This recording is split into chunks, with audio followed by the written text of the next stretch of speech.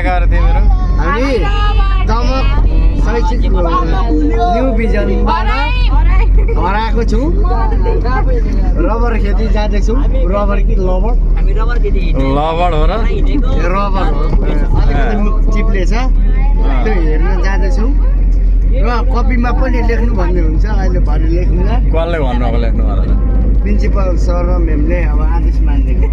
आदेश मान्दैको यो भिडियो चाहिँ गरम नदेखाउनु होला कसलाई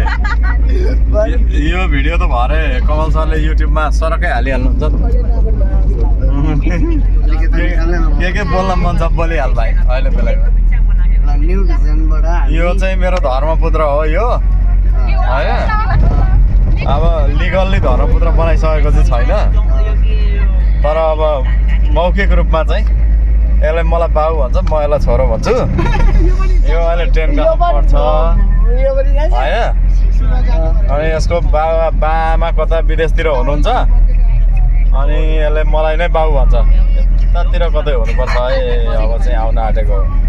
ए ल अब चाहिँ आउन आँट्यो हामी आउन आँटेको छौँ अब हामी आइसक्यौँ हिँड्दै छिर्नुपर्छ हाम्रो भेट जानु सक्छ हामी चाहिँ आज चाहिँ रबर खेती यो 10 क्लासको सोसल स्टडिजमा रहेछन् अफ्रिका महादेश पढ्दाखेरि होइन माथितिरबाट हिँड्दै छिर्नुपर्छ होला अफ्रिका महादेशमा रबर उत्पादन हुन्छ भन्ने पढेपछि विद्यार्थीहरूलाई रबर खेती देखेको छ भनेर सोधेको छैन भनेपछि ल त यहाँ झापामा नजिकै हाम्रो यो झापाको गोलाटार एरियामा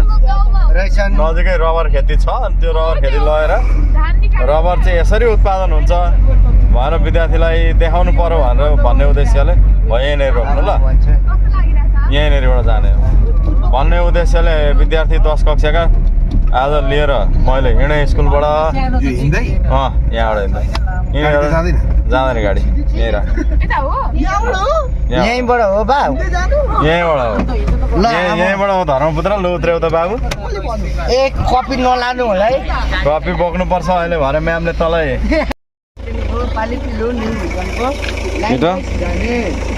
टपर हिँड्ने टपर को हो टपर को हो त्यो टपर हिँड्ने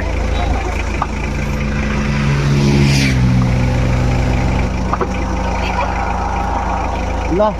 सबजना बिस्तारै निक्लिने है ए आयोस् तिमी अलिक बिस्तारै हिँड है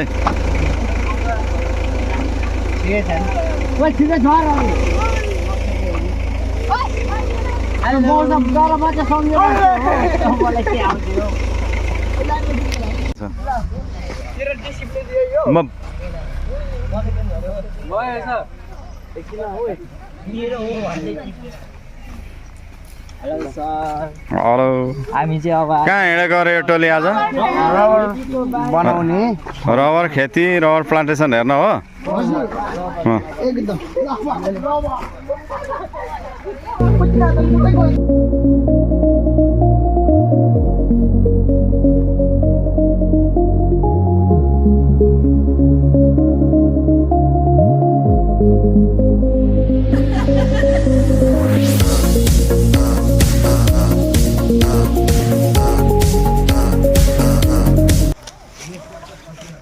यता हो सर बुझ्दै गरेकै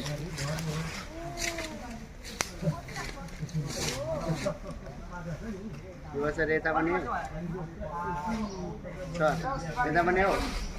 त्यसरी हामी अनुरोध गरेर बुझेर लेख्दैछौँ यो चाहिँ रबर खेतीको बोटबाट चोप निकालिन्छ र भोलि बिहान उठाउने कार्यक्रम रहेछ उठाएर इन्डस्ट्रीमा लगेर यसरी शराबमा दुईचोटि पखालेपछि मिसिनद्वारा सुकाएर डिजाइन गरेर हो यसरी नै सुकाइँदै रहेछ अहिलेसम्म हामीले यति नै बुझेको छौँ जानकारी अरू साथीहरू डुल्दै हुन्छ बुझ्दै हुन्छ म पनि डुलेर बुझ्दै गर्दैछु सो हल्का हजुर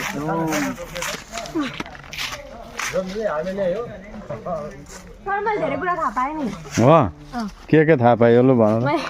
मैले के थाहा पाएँ भने यो अब यहाँ भइसकेको चाहिँ 18-19 वर्ष भएछ होइन अनि यहाँनिर चाहिँ बिहानै यसको कर्मचारीहरू आउनु हुँदो रहेछ अनि आफै बिहानै निकालेर लानु हुँदो रहेछ यहाँबाट भन्नाले यो निकालेर पेल्नु हुँदो रहेछ पेलेर सुकाएर यहाँबाट जानु हुँदो रहेछ अनि यो अब बट्टाहरू लाग्छ सबै रुखमा त्यहाँबाट चाहिँ अब दिनभरि अलिअलि चुहिरहन्छ अनि यहाँनिर अब के भन्नु अरू त्यति थाहा पाएँ अरे अझै थाहा पाउँदैछु मैले यहाँबाट धेरै कुराहरू थाहा पाएँ जस्ता यो पञ्चायत कालदेखि चुङ्गी खेती भएको हो यो चुङ्गी रुख बोट बिरुवाबाट निकाल्न सकिन्छ यो ब्लिकामसम्म 2017देखि 2046 सालसम्म भएको थियो यो वाला खेती यो रबर खेती बिलेन र राजाको पालामा भएको थियो तर यो रबर खेती काम गर्न कसैले मानेनन् यो लबर खेती झापा जिल्लामा पर्दछ यो लबर खेती जङ्गलको बिचमा छ भने यो लबरको किनारापट्टि एउटा कारखाना छ यो लबर खेती 19 वर्ष जति भइसक्यो ल होइन यो अब नेपालमा रबर खेतीका बारेमा प्रसङ्ग चलेको भनेको चाहिँ पञ्चायतकालदेखि नै हो त्यो 2017 देखि 2046 सालसम्मको अवधिलाई चाहिँ पञ्चायतकालीन अवधि भन्छ नेपालमा होइन लगभग त्यति बेलादेखि नै रबर खेतीका बारेमा चाहिँ प्रसङ्ग सुरु भएको हो तर व्यावसायिक रूपमा रबर खेती अब त्यति धेरै ठाउँमा भएको छ जस्तो मलाई लाग्दैन झापाका 1-2 ठाउँमा छ त्यो मध्ये यो दमकको गोलाटार क्षेत्र यसलाई हामी गोलाटार भन्छौँ होइन गोलाटारै हो नि यो अनि यो दमक वार्ड नम्बर 3 यहाँ चाहिँ विगत 10-12 वर्ष भइसक्यो होला यो बिरुवा लगाएको सबै जोड्दाखेरि त 12-15 वर्ष भयो हजुर अनि बढी पनि भयो होला लगभग 15 वर्षदेखि चाहिँ यहाँ चाहिँ यो व्यावसायिक रबर खेती सुरु भएको छ यो जम्मै हो यो हामीले यहाँ देखे जति यता अनि यता माथि यो सबै रबर खेती हो यो हामीले देखेको सबै रबरको बिरुवा हो यो रोप्ने मान्छेहरू पनि उहाँहरू नै हो यहाँ कामदार उहाँहरू यहाँको